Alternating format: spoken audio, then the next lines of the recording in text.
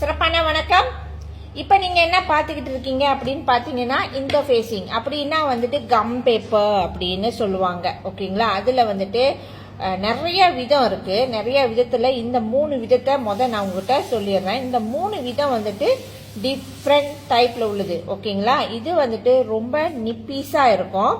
நீங்கள் பார்க்கலாம், ரொம்ப நிப்பீஸாக இருக்கும். என்னோட கையே தெரியுது, உங்களுக்கு தெரியுதா? ரொம்ப நிப்பீஸாக இருக்கும். இது வந்துட்டு கொஞ்சம் மீடியம் சைஸில் உள்ளது. கொஞ்சம் மீடியம், இதை விட கொஞ்சம் மீடியம் சைஸில் இருக்கும். அண்ட் வந்துட்டு இது வந்துட்டு திபாலா இருக்கும். ஓகேங்களா? திபாலா இருக்கும். உங்களுக்கு பார்த்தாலே தெரியும், திபாலா இருக்கு. பார்த்தீங்களா? ஓகே, திபாலா இருக்கு.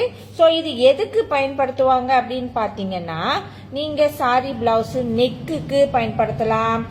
அப்புறம் வந்துட்டு பட்டி வைக்கிறதுக்கு பயன்படுத்துறது, அந்த மாரிக்கு பயன்படுத்துறது. இந்த மாரி கழுத்து பகுதி வந்துட்டு இந்த மாரி பயன்படுத்துறது உங்களுக்கு தெரியுதா?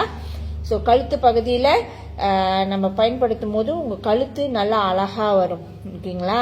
ஸோ அதுக்காகத்தான் வந்துட்டு அந்த கம் பேப்பர் பயன்படுத்துவாங்க. ரொம்ப நாளைக்கு வந்துட்டு பயன்படுத்த முடியும்.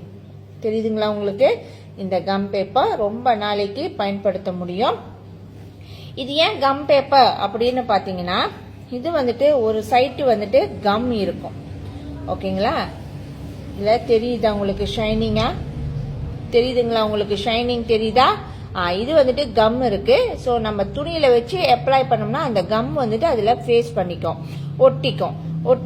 ஸோ அதுக்கப்புறம் வந்துட்டு நம்ம ஈஸியாக வந்துட்டு தைச்சிடலாம். ஓகேங்களா?